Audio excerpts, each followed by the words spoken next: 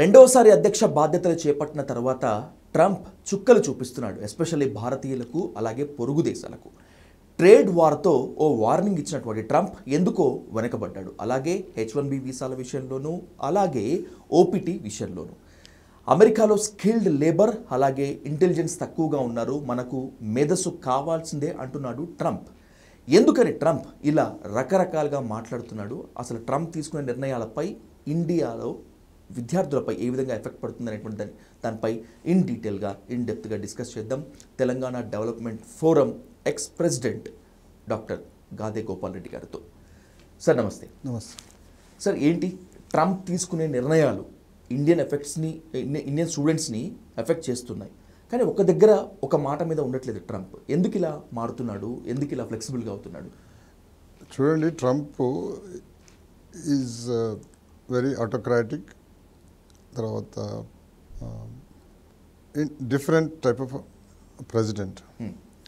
దానికి ఏమైందంటే ఈ లాస్ట్ ఎలక్షన్స్లో ప్రెసిడెన్సీ, ఇప్పుడు మనం పార్లమెంట్ అన్నట్టు అక్కడ కాంగ్రెస్, సెనెట్ మూడు ఒకటే పార్టీకి ఉన్నాయన్నట్టు.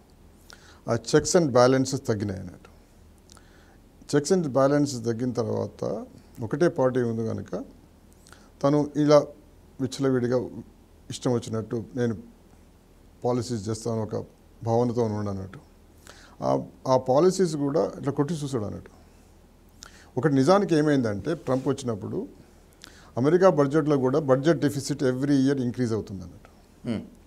అయితే ఈ డిసెంబర్తోని కొన్ని ట్యాక్స్ బ్రేక్స్ ఎక్స్పైర్ అవుతున్నాయి. ఆ ట్యాక్స్ బ్రేక్స్ అనే రిచ్ పీపుల్ కొరకు. వాటిని పొడిగిస్తే ఏమవుతుందంటే బడ్జెట్ డెఫిసిట్ ఎక్కువ అవుతుంది. బడ్జెట్ డెఫిసిట్ని పూడ్చడానికి ఒక విధమైన ప్లాన్ తీసుకురావాలని చేసి ఏం చేయడు, ఈ ఇంపోర్ట్స్ మీద టారిఫ్స్ వేస్తే ఆ tariffs amount would help budget deficit, that is the primary aim. ఇక దానికి ఇంకో నిజానికి ఏమంటే ఏ వస్తువైనా అమెరికాలో రెస్ట్ ఆఫ్ ద వరల్డ్ కంటే చీప్గా ఉంటుంది. ఎందుకంటే ఇంపోర్ట్ డ్యూటీస్ చాలా తక్కువ ఉంటాయి, చాలా అంటే చాలా తక్కువ ఉంటాయి. అయితే ఏంటంటే ఈ కొన్ని ఇంపోర్ట్ డ్యూటీస్ వేసినా కూడా ఇన్ఫ్లేషన్ లేకుండా కొంత అమౌంట్ రేజ్ చేయొచ్చు అనే ఉద్దేశంతో ఈ టారిఫ్ పాలసీ తీసుకొచ్చిండు. దానికి ఈజీ ఎరాటిక్ ఉంది, కానీ ఎరాటిక్ ఉన్నా కూడా నెగోషియేషన్ జరుగుతున్నాయి.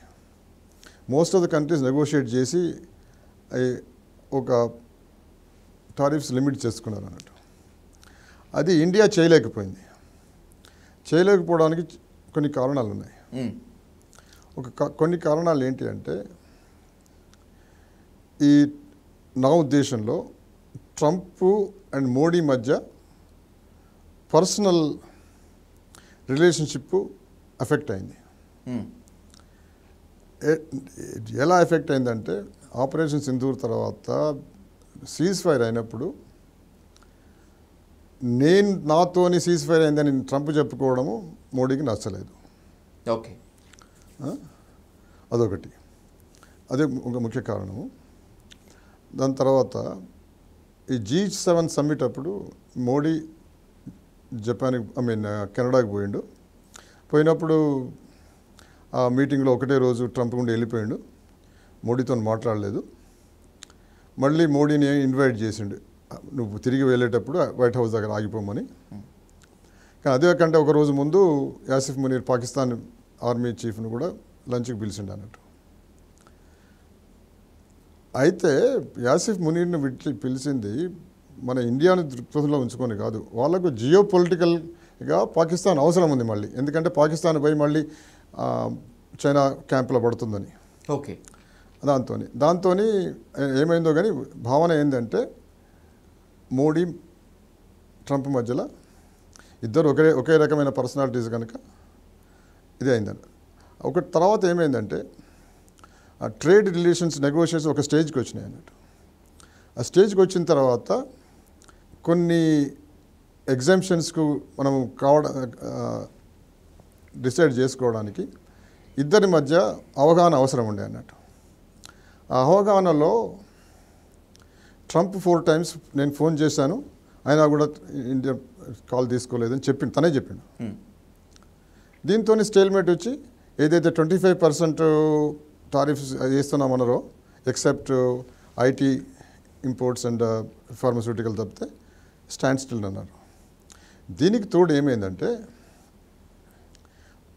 ట్రంప్కు కావాల్సింది ఏంటంటే యుక్రెయిన్ వార్ను స్టాప్ చేయడం. ముందు ఏమనుకున్నాడు, ప్యూటిన్ నేను చెప్పింది వింటా అనుకున్నాడు. ప్యూటిన్ వినడం లేదు.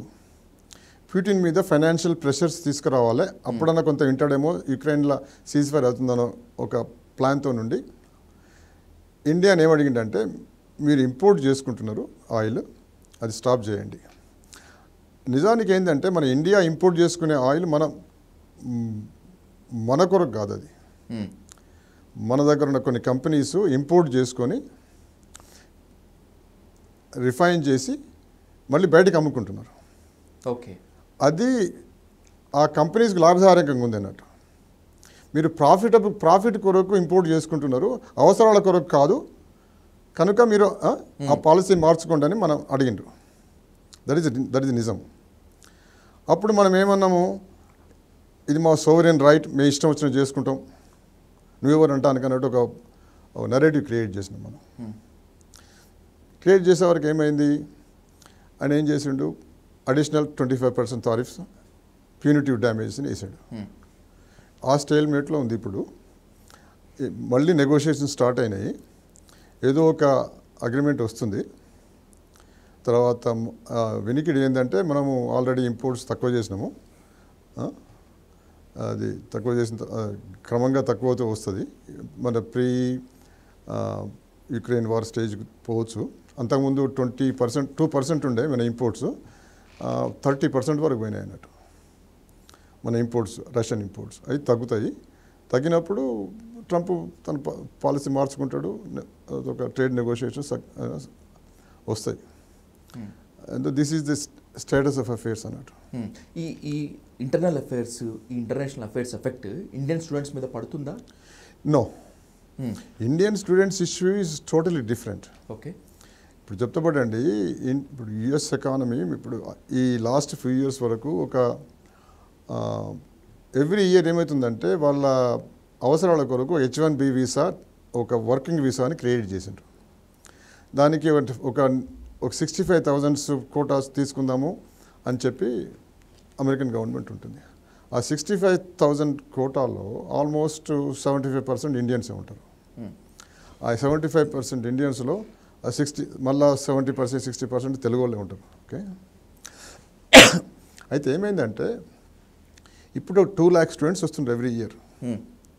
వాళ్ళు ఎంఎస్ చేసిన తర్వాత అంతమందిని అబ్జర్వ్ చేసుకునేంత కెపాసిటీ యుఎస్ ఎకానమీకి లేదు. అప్పుడు 30,000-40,000 స్టూడెంట్స్ వచ్చినప్పుడు లాస్ట్ 20 years నుంచి ఐటీ రెవల్యూషన్ వచ్చిన తర్వాత అకామిడేట్ చేసుకోగలిగినరు, కనుక అవకాశాలు తగ్గినాయి ఆల్రెడీ. ఇంకొకటి ఏమైందంటే ఈ H1B వీసాను కూడా మన ఇండియన్స్ దుర్వినియోగం చేసుకున్నారు.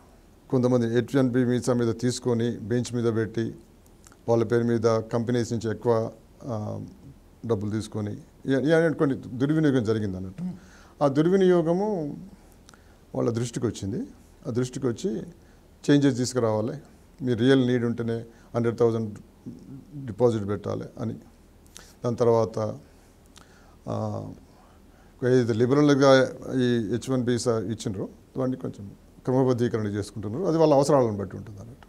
అది ఏదో నెగటివ్గా ఇండియన్స్ను రాకుండా చేయాలనే ఒక అలాంటిది ఏమి ఉండదు. మన technical capabilities purely based on the need based ఉంటాయండి. ఏదో ఇండియా మనకు మిత్రదేశం కాదు, ఇప్పుడు సత్సంబంధాలు లేవు అనే దృక్పథంతో ఇలాంటి పనులు చేయదు అమెరికా. సో ట్రంప్ తీసుకున్న నిర్ణయాలతో రాబోయేటువంటి రోజుల్లోనైనా కూడా ఇండియన్ స్టూడెంట్స్కి ఖచ్చితంగా ఒక ఎఫెక్ట్ పడుతుందని చెప్పి మొన్నటి వరకు అనుకున్నారు. కానీ ఇప్పుడు ట్రంప్ మారుస్తున్న విధానాల పట్ల రాబోయేటువంటి రోజుల్లో ఇండియన్ స్టూడెంట్స్కి కాస్త ఫ్యూచరిస్టిక్ చెప్పుకోండి. ట్రంప్ విధానాలు కాదు, it is all market based need. If companies need technical help, the need for graduates with capabilities, they'll force the government will need them. Trump విధానాలన్నిటి వాళ్ళ అవసరాలను బట్టి ఉంటాయి. ట్రంప్ విధానాలను బట్టి వాళ్ళు మారవారు. ఒకటేంటంటే జనరల్గా ఈ ఇమిగ్రేషన్ తగ్గించుకోవాలన్న భావన అందరికీ ఉన్నది, అమెరికన్స్కి ఉన్నది. ఓకే. దాంతో అదే కాకుండా ఇల్లీగల్ ఇమిగ్రెంట్స్ని తగ్గించుకోవాలి. మీకు తెలియదు, now number 2 immigrants, illegal immigrants in America are from India. అంటే మిగతా దేశాలతో పోల్చుకుంటే ఇండియా ఆ స్థాయిలో ధైర్యం చేయదనేటువంటిది నాకున్నటువంటి సోర్సు. ఇల్లీగల్ ఇమిగ్రెంట్స్ ఇండియా చేస్తుందా? ఓ చెప్తాపడండి, అంటే వీసా గడువు తీరిపోయిన తర్వాత అక్కడ ఉండటమా? అదే కాదు, ఇల్లీగల్గా సౌత్ అమెరికాకి వచ్చి అక్కడి నుంచి మెక్సికోకి వచ్చి మెక్సికో నుంచి బార్డర్ ఇల్లీగల్ దాటి ఇండియాలో అమెరికాలో చేరుతున్నారు. ఇలాంటి అది చదువుకున్న వాళ్ళము కొంతమంది విజిటర్ వీసా మీద వచ్చి ఓవర్ స్టే చేసే వాళ్ళు ఉంటారు, ఇల్లీగల్ ఉండే వాళ్ళు ఉంటారు. కొంతమంది స్టూడెంట్ వీసా అయిపోయిన తర్వాత వస్తే ఇంకా ఆ స్టేజ్కి రాలే. ఓకే. స్టూడెంట్స్ ఇల్లీగల్గా ఉండే స్టేజ్కి రాలే. ఇప్పుడు 2 lakhs స్టూడెంట్స్ అవకాశాలు లేకపోతే ఆ స్టేజ్కు రాగలిగిన అవకాశాలు కావచ్చు అన్నట్టు. ఇల్లీగల్గా అది తగ్గించుకోవాలని వాళ్ళు అందుకే స్ట్రిక్ట్ అయ్యింది అన్నట్టు. Okay sir, let's conclude. Trump నినాదమే make America great again. So ఎంత కాదనుకున్నా మీరు చెప్పినట్లు అమెరికాకి ప్రయోజనం చేకూర్చినట్లే అమెరికా అధ్యక్షుడు వ్యవహరిస్తారు. ఈ నేపథ్యంలో ఇండియన్ స్టూడెంట్స్, ఇండియన్స్ ఎస్పెషల్లీ అమెరికాకు వెళ్ళాలనుకున్నటువంటి వారు, అమెరికాలో ఉండేటువంటి వాళ్ళు ఏం జాగ్రత్తలు తీసుకోవాలి? జాగ్రత్తలు ఏం లేదండి, you just follow the legal routes to come to US. Be good. If you are good, the companies will hire you and you make a living. ఒకటేంటంటే ఈ H1 వీసా వచ్చిన తర్వాత కూడా పర్మనెంట్ రెసిడెంట్ కావడానికి అవకాశాలు చాలా తక్కువ ఉన్నాయి. ఎందుకంటే వాళ్ళ కోటా సిస్టమ్ ఉంటుంది. ఓకే. ఎవ్రీ ఇయర్ కొన్ని అప్లికేషన్స్నే ప్రాసెస్ చేసి గ్రీన్ కార్డ్ ఇస్తారు అన్నట్టు. ఆ గ్రీన్ కార్డ్ వచ్చేంత వరకు కొన్ని 10-20 years కావచ్చు ఒక్కొక్కరికి పర్మిషన్ ఉన్నా కూడా. ఇంకోటి ఏమవుతుందంటే ఇదివరలో H1B visa is good for 6 years. ఆ 6 yearsలో గ్రీన్ కార్డ్ ప్రాసెసింగ్ జరుగుతున్నప్పుడు ఎగ్జామ్షన్ ఇచ్చేది అన్నట్టు H1B వీసా హోల్డర్స్కు. ఇప్పుడు ఆ విధానం మార్చుకుంటారన్న అవకాశం ఉంది అన్నట్టు. ఏదైతే ఎక్స్టెన్షన్ ఇస్తూ వస్తున్నారో అది నీడ్ బేస్డ్ ఉంటుంది కనుక అందరికీ ఎగ్జామ్షన్ ఇవ్వకపోవచ్చు, అవసరం ఉన్న వాళ్ళకి ఎగ్జామ్షన్ ఇవ్వచ్చు, నెంబర్స్ తగ్గుతుండవచ్చు. అదొక అవకాశం ఉంది. అదంతా నీడ్ బేస్డ్ ఉంటుంది అన్నట్టు. ఓకే. అది అందుకనే యూనో మనం చేయాల్సింది ఏంటంటే, ఇండియా చేయాల్సింది ఏంటంటే, ఒక ఆర్టికల్ వచ్చింది last year, what India exports, economist రాసింది అన్నట్టు. మీరు చెప్పండి, what India exports? India started exporting its people. But India is officially negotiating with Japan, Taiwan, Germany. Okay. Me man power నీడ్స్కి మేము మా దగ్గర నుంచి పంపిస్తాం. సో అమెరికా అఫీషియల్గా India is starting a policy of exporting people. So you know ఎందుకు మనము మన progress manufacturing industry ఏదైతే లక్షలాది కోట్ల గ్రాడ్యుయేట్స్ వస్తున్నారో వాళ్ళకు ఉపాధి కలిగించలేకపోతున్నాం. Either they want to leave legally or illegally. ఆ స్టేజ్కి వచ్చినాం మనం ఇప్పుడు. Indian youth today either want to leave the country either legally or illegally. ఇంతవరకు కొన్ని చదువుకున్న వారికి అమెరికాలో చాలామందికి, లేకపోతే ఆస్ట్రేలియాలో అవకాశాలు దొరికినాయి. ఆ అవకాశాలు తగ్గుతున్నాయి. ఇప్పటికైనా మనము ఎలాంటి అవకాశాలు ఇండియాలోనే కల్పించాలనే ఒక ప్లానింగ్ లేకపోతే చాలా కష్టాలు పడతారు యూత్. సో ఈ సిచ్యువేషన్ త్వరలోనే రాబోతుంది. లేకపోతే ఏమవుతుందంటే it's gonna be big socio economic crisis for youth, even educated youth. Okay. So thank you so much.